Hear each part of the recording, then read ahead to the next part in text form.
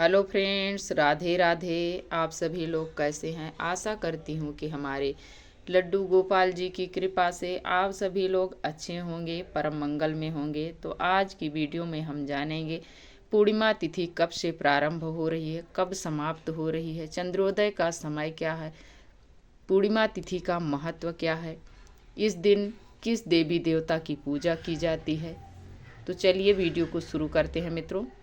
तो आप सभी से मेरा एक छोटा सा रिक्वेस्ट है कि आप सभी यदि हमारे चैनल को अभी तक लाइक सब्सक्राइब नहीं किया है तो जल्द से जल्द लाइक करें और सब्सक्राइब करें, बेल आइकन को प्रेस कर दें ताकि हमारे आने वाले वीडियो का नया नोटिफिकेशन आप सभी तक सबसे पहले पहुंचे। तो चलिए शुरू करते हैं। तो साल 2025 में माघी पूर्णिमा का समापन है।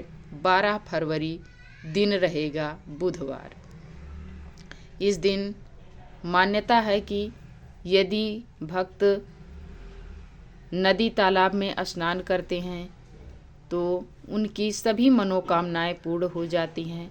साथ ही साथ उनके जो भी शारीरिक कष्ट, दुख, परेशानी, दरिद्रता रहती है वो भी भगवान श्रीमन्नारायण की कृपा से सब दूर हो जाते हैं। और इस दिन भगवान श्रीमन्नारायण का विधिवत पूजन किया जाता है। और ये पूर्णिमा तिथि जो होती है भगवान श्रीमन्नारायण को ही समर्पित होती है। इस दिन ऐसी मान्यता है शास्त्रों के अनुसार कि यदि भगवान श्रीमन्नारायण की विधि विधान पूर्वक पूजन करें तो माता लक्ष्मी प्रसन्न होती हैं। और माता लक्ष्मी जब प्रसन्न होती हैं तो अपने भक्तों पर अपनी कृपा दया बनाए रखती हैं। उस घर में, जिस घर में माता लक्ष्मी प्रसन्न रहती हैं, उस घर में दरिद्रता का सामना नहीं करना पड़ता है। सुख, समृद्धि तथा धन संपदा, सौभाग्य में वृद्धि होती है। तो इस दिन हमें यदि आस पड़ोस में नदी तालाब हो तो ज़रूर स्नान करें। इस दिन स्नान करने से नदी तालाब में आपको अनंत गुना पुण्य फल की प्राप्ति होती है। ऐसी मान्यता है कि इस पूर्णिमा पर भगवान श्रीमन्नारायण जल में वास करते हैं। और प्रयागराज महाकुंभ में इस समय शाही स्नान भी है। तो हम सभी को यदि हो सके तो ज़रूर स्नान करें, नहीं है तो आप अपने घर पर गंगा जल मिश्रित जल से स्नान करें, उसमें तिल डालकर। माघ का महीना है, माघ के महीने में तिल का, गुड़ का, ऊनी वस्त्र का विशेष महत्व है। तो आप गंगा जल डालकर मिश्रित जल से आप स्नान करें। स्नान करने के बाद पूर्णिमा तिथि है, भगवान श्री हरि विष्णु भगवान को समर्पित होती है। तो भगवान श्रीमन्नारायण को पीला रंग अत्यंत प्रिय है, तो आप पीले रंग का वस्त्र धारण करें। करने के बाद अपने घर के मंदिर में आएँ, अपने व्रत का संकल्प लें। संकल्प लेने के बाद फिर भगवान श्रीमन्नारायण को इस दिन यदि लड्डू गोपाल हैं तो पंचामृत से स्नान करवाएं, नहीं है तो आप विग्रह रूप में हैं फिर भी आप एक लोटे में पंचामृत बना लीजिए और एक लोटे में शुद्ध जल ले लीजिए। और जहाँ पर भगवान जी की चौकी लगाना है इस दिन पूरे घर में आपको गंगा जल का छिड़काव करना चाहिए। और करने के बाद फिर शुद्ध कर लें। करने के बाद एक पटा लें, हो सके तो आम का यदि हो तो और अच्छी बात है, नहीं है तो आप जो भी है आपके पास उस पटे पर एक पीले रंग का शुद्ध धुला हुआ वस्त्र बिछाएं। फिर भगवान श्रीमन्नारायण की विग्रह को चावल या पुष्प का आसन देकर आप विराजमान करें। विराजमान करने के बाद फिर आप पहले शुद्ध जल से भगवान को स्नान करवाएं, फिर इसके बाद आप पंचामृत से, फिर इसके बाद आप शुद्ध जल से स्नान करवाने के बाद एक शुद्ध वस्त्र से आप पोंछ दें। पोंछने के बाद भगवान श्रीमन्नारायण को सबसे पहले आप वस्त्र स्वरूप कलावा समर्पित कर दें। फिर इसके बाद आप तिलक लगा दें। लगाने के बाद सबसे पहले हमें दीपक प्रज्वलित करना है। पूजा में सबसे पहले भगवान की स्नान ध्यान कराने के बाद हमें भगवान को विराजमान करने के बाद दीपक प्रज्वलित करें। दीपक प्रज्वलित करने के बाद फिर हाथ में थोड़ा सा जल लें, पुष्प लें और भगवान को आवाहन करें, अग्निदेव को आवाहन करें कि हे प्रभु आइए मेरी इस पूजा अर्चना वंदना को आप स्वीकार कीजिए। करने के बाद फिर आप वो जल और पुष्प आप अपने लोटे में, जिस लोटे में जल लिए उसमें डाल दें। उसको बाद में आप सूर्य देव को अर्घ दे दें। इस प्रकार से हमें आवाहन करना चाहिए। करने के बाद फिर हम भगवान को पुष्प समर्पित करें, भगवान को भोग समर्पित करें और भगवान जी को भोग जो भी लगाएं उसमें हमें तुलसी दल अवश्य डाल दें। इस दिन भगवान श्री सत्यनारायण भगवान की पूजा कथा सुनी जाती है। भगवान को कदली फल बहुत प्रिय है, तो आप कदली फल का भोग लगाएं।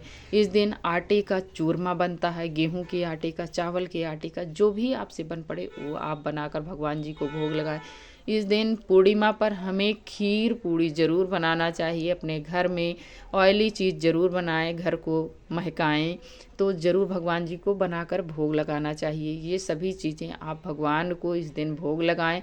भोग लगाने के बाद हमें अपनी पूजा पाठ में सबसे पहले यही चाहिए कि भगवान जी को अच्छे से भोग वोग लगाने के बाद हम धूप दिखाएं, आरती करें, आरती में कपूर से आरती करें।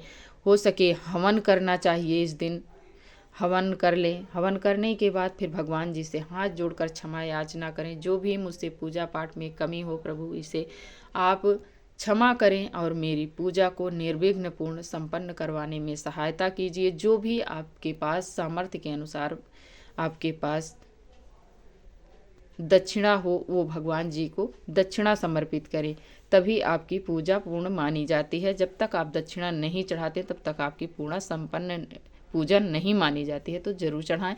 इसके बाद इस दिन स्नान दान का विशेष महत्व होता है। इस दिन हमें दान करना जरूरी माना जाता है। इस दिन अन्न का दान करें, आप वस्त्र का दान करें, तिल का गुड़ का विशेष महत्व है। माघ के महीने में तिल गुड़ का दान करें। अपने घर में ब्राह्मण को बुलाकर उन्हें भोजन पवाना चाहिए, कथा सुननी चाहिए। यदि आप नहीं सुनते हैं तो भी आपको इस दिन कथा पढ़ लेनी चाहिए। यदि आप पढ़ नहीं पाते, आपके पास पुस्तक नहीं है, तो आप वीडियो पर सर्च करके भी सुन सकते हैं। तो हमें पूर्णिमा के दिन ज़रूर सुनना चाहिए। ये सब विशेष चीज़ें होती हैं पूर्णिमा के दिन। ये भगवान श्री सत्यनारायण भगवान को समर्पित होता है। साथ में माता लक्ष्मी की भी पूजा की जाती है। भगवान भोलेनाथ की पूजा इस दिन की जाती है। पीपल वृक्ष की पूजा की जाती है। माँ तुलसी की पूजा की जाती है। इस दिन केले में पूजा करें। इस दिन का विशेष महत्व है। आप पूजन करें। करने के बाद आपको शाम के समय गोधूली बेला में आपको दीपदान करना चाहिए पूर्णिमा तिथि पर। और इस दिन यदि आपके आस पड़ोस में मंदिर है, शिवालय है, तो आपको मंदिर में भी जाना चाहिए पूजा पाठ करने भगवान जी की। वहाँ पर भी दीपक प्रज्वलित करें। और ये माघ का महीना सबसे अधिक सबसे उत्तम माना जाता है, इसलिए कि भगवान श्रीमान नारायण जो हैं वो इस समय माघ के महीने में जल में वास करते हैं। इसलिए नदी तालाब में स्नान करने का अधिक विशेष महत्व फल पुण्य बताया गया है। तो हमें यदि हो सके तो ज़रूर स्नान कर लेना चाहिए। और इस दिन हमें भगवान श्रीमान नारायण माता लक्ष्मी को विधिवत पूजन करना चाहिए। फल फूल धूप दीप आदि से पूजन करें। करने के बाद शाम के समय चंद्रोदय का यदि कोई व्रत रखता है तो आपको चंद्रोदय को अर्घ देने के बाद ही इस दिन व्रत खोला जाता है। और इस दिन जो भी आप भोजन ग्रहण करते हैं वो मीठा से ही आप इस दिन भोजन ग्रहण करें। तो हम आपको बता दें पूर्णिमा तिथि कब से प्रारंभ हो रही है, कब समाप्त हो रही है। पूर्णिमा तिथि 11 तारीख दिन मंगलवार को शाम के समय 6:56 पर प्रारंभ हो रही है। 12 फरवरी दिन बुधवार को शाम के 7:22 पर समाप्त हो रही है। चंद्रोदय का समय होगा 6:14 पर। इसके बाद आप कभी भी चंद्र देवता का आप पूजन करें, अर्घ दें, इसके बाद अपना व्रत खोलें। ये है चंद्रोदय का समय। इस दिन जो भी व्रत रखते हैं उन्हें तभी उनका व्रत पूर्ण माना जाता है जब चंद्रोदय का विधिवत पूजन करके उन्हें अर्घ दे दें, तभी अपना व्रत खोलें। तब आपको पूर्णिमा तिथि का पुण्य फल प्राप्त होता है। पूर्णिमा व्रत में यही नियम है कि जब तक आप अर्घ नहीं देते हैं चंद्र देवता को तब तक आपको व्रत नहीं खोलना चाहिए। तो आज की वीडियो मित्रों यहीं तक की थी। यदि आप सभी को थोड़ी भी अच्छी लगे तो लाइक सब्सक्राइब करना मत भूलिएगा और प्यारा सा कमेंट लिखकर ज़रूर बताइएगा। कि ये वीडियो आप सभी को कैसी लगी, और वीडियो देखने के लिए आप सभी को बहुत बहुत धन्यवाद देती हूँ। राधे राधे। जय श्री कृष्णा। जय श्रीमन नारायण भगवान की जय हो। जय भगवान भोलेनाथ।